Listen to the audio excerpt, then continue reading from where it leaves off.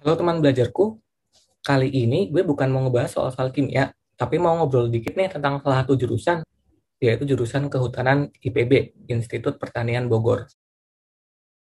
Fernanda Reza Putra. Halo Nan, gimana kabarnya? Iya, alhamdulillah sehat. Oke, ini sebelumnya thank you ya udah nyempetin waktunya. Ini Sip, sama-sama jurusan Kak. Kehutanan itu masuk fakultas apa sih kalau di IPB? Jadi sebenarnya nama fakultasnya itu kehutanan. Nah, gue Hmm, sendiri tuh prodinya itu di atau departemennya silviculture namanya Kak, gitu. silvicultur. Apa sih yang lo pelajari di jurusan ini? Nah, sebenarnya ya kalau misalnya ditanya kayak gitu, gue Hmm, sebenarnya belum tahu pasti banget. hmm. Karena di IPB tuh di tahun pertama itu masuk ke yang namanya PPKU dulu gitu. Jadi Oh iya, iya. PPKU tuh kayak apa ya, program pendidikan kompetensi umum gitu. Ya masih Jadi umum gitu. gimana kita bakal belajar di sana tuh kayak dasar-dasar penunjang buat nanti di departemen gitu. Tapi sejauh ini yang gue alamin gitu ya, baru belajar yang kayak di SMA aja sih gitu. Nah, tapi tambahannya itu ada satu mata kuliah yang namanya itu PIKEL. Nah, PIKEL itu pengantar ilmu kehutanan dan etika lingkungan. Nah, itu tuh dasar banget buat kasarnya gini lah, perkenalan buat masuk ke departemen gitu. Ini kan masih pandemi nih gini. Kuliahnya tuh gimana? Aduh, kuliahnya ya online aja terus gini Kak. Berarti Kayak gimana eh, ya? Ya udah, belum ke IPB-nya langsung gitu. belum. Jadi ngampusnya di kamar. Oke lah. Cuma ngadep laptop aja. Bosen sih jujur. Nah, untuk makul SMA yang jadi dasar-dasar buat kuliah lu sejauh ini tuh kira-kira apa nih yang paling banyak gitu? Oh ya gini, kalau buat apa namanya mata kuliah yang di jurusan itu, Hmm, yang udah gue dapet ceritanya gitu ya. Jadi ya. di kehutanan itu, ya kan, itu bakal belajar seluk-beluknya hutan, kayak mulai dari tanah, ya kan, terus tumbuhannya, hewannya, endemiknya, dendrologi, klimatologi juga belajar, ekologi hutan, genetika hutan. Jadi kayak ya udah semua lingkup yang ada di hutan tuh dipelajarin sampai dengan reklamasi lahan pasca tambang juga. Nah, itu juga dipelajarin gitu, Kak. Jadi kayak apa ya? Reforestasi gitu. Hmm. Nah, itu tuh kita pelajarin juga khususnya di silviculture gitu Kak. Nah, jadi yang harus di apa ya, yang harus diperkuat gitu ya. Kalau misalnya ngerasa kuat di biologi gitu kan. Nah, ini cocok banget buat lo yang mau kuliah gitu buat jurusan ini. Makul yang menurut lu paling seru nih sejauh ini? Matkul yang paling seru Ya, ya masih biologi sih sama itu yang tadi gue bilang di PIKEL itu, yang ilmu hmm. kehutanan dan etika lingkungan itu. Kayak dapat hal yang baru gitu. Dulu ceritanya gimana kok bisa milih jurusan ini gitu? Sebenarnya gue tuh dari awal nggak tertuju ke jurusan ini sih. Hmm. Tapi jadi waktu itu gue daftar IPB juga, pengennya ke gizi sama ke komunikasi, ya kan. UTBK tuh ketolak lah, ya kan. Habis itu ya udah gue discuss sama orang tua, ngikut mandiri sana sini SIMAK UI semua ditolak juga. Sampai akhirnya ya kan, apa coba IPB lagi ya, kan gitu.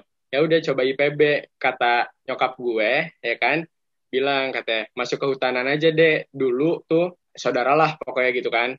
Nah itu tuh ada yang masuk kehutanan katakan gitu, dan dia dapat beasiswa gitu kan, S2 di Florida katanya, terus sekarang kerjanya di Labuan Bajo. Terus gue langsung kayak wah iya juga ya, dan sempet waktu itu ngeliat-liat di web gitu ya, pas lagi nyari-nyari jurusan itu kayak terpikat ke kehutanan ini dan silviculture, karena di situ dia bilang katanya di sini sepi peminat tapi katanya prospek kerjanya cukup bagus.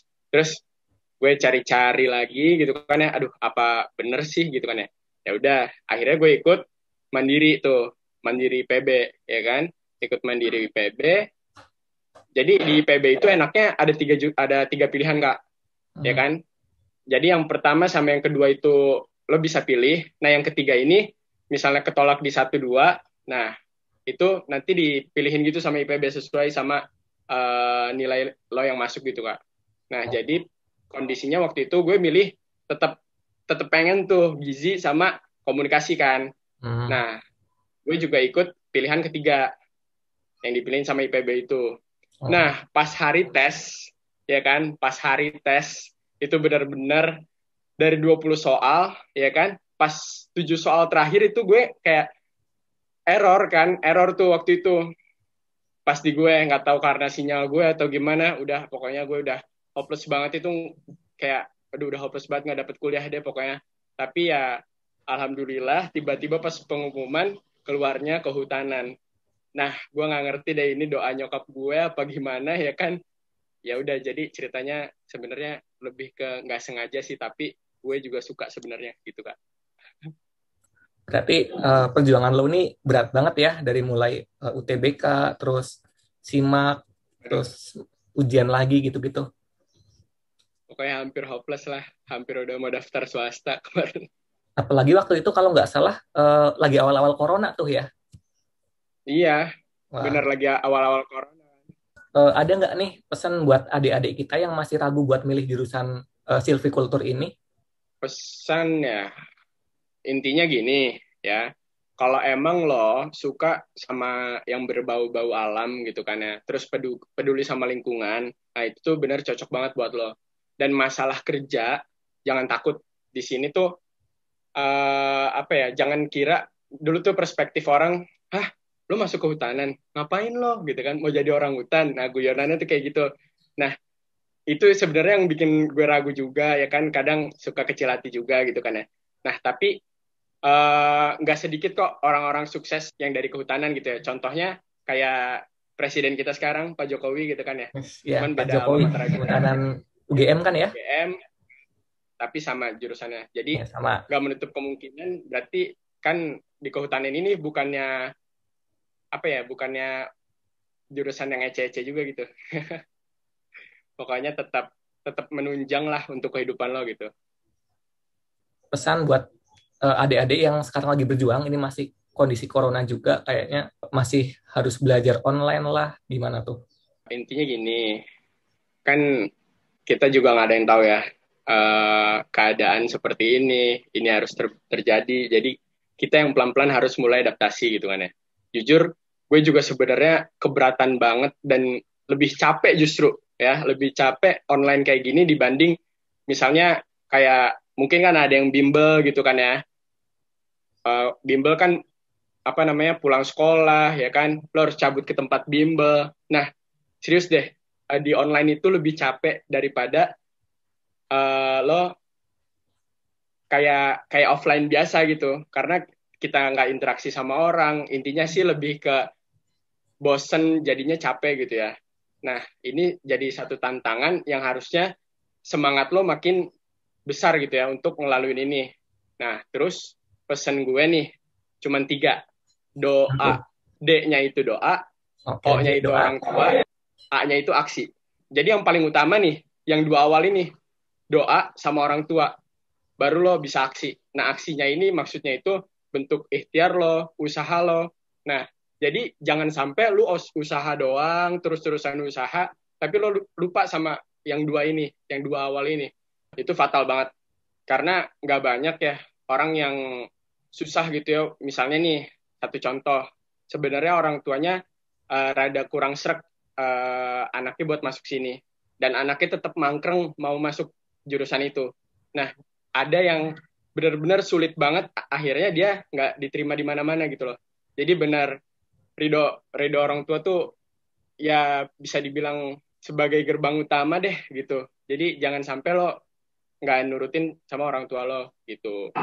Jangan sampai orang tua lo nggak ridho lah gitu Kak, sebenarnya Nice. menurut Keren gue. banget nih. Doa, doa, orang tua sama aksi gitu ya. Iya. Oke. Nah, terus terakhir nih, lu ada Instagram nggak nih? Kalau misalnya nanti ada yang mau nanya-nanya ke lu langsung, Oh boleh Kak, namanya apa? Instagram gue Fernanda Reza Putra, nama lengkap gue aja biasa. Oke. Ntar Iya. gua tulis juga di deskripsinya. Iya. Oh iya Kak, terakhir nih, terakhir. Ya, Intinya ingat, belajar sampai capek, sampai di batas limit lo, ya kan, sampai lo pikir, ah gue udah capek banget nih belajar, gue udah paling maksimal nih, ya kan? Lo pikir gue udah capek banget, ini belajar pasti nanti gue bakal sukses, gue nggak akan nyesel. Jangan sampai, jujur gue juga nyesel karena apa ya, yang ngerasa kurang maksimal aja, mau dimanapun itu, kayak di doanya, terus usahanya juga, gue rasa gue kurang maksimal gitu ya. Jangan sampai di kemudian hari, aduh, aduh. Nah, terus kan baru pengumuman SNM nih, ya kan? Udah jangan jangan down gitu kan, maksudnya jalur tuh masih banyak, masih panjang. Gue juga awalnya dulu hopeless banget, apalagi ya kalau misalnya ada pressure dari orang tua gitu ya, udah anggap aja angin lalu. Tapi lo harus timbulin motivasi, tunjukin lo bisa sama orang tua lo. Gitu intinya. Kayaknya udah banyak nih yang kita obrolin ya. Ya, sampai ketemu nanti kalau misalnya corona udah kelar. Oke, Kak.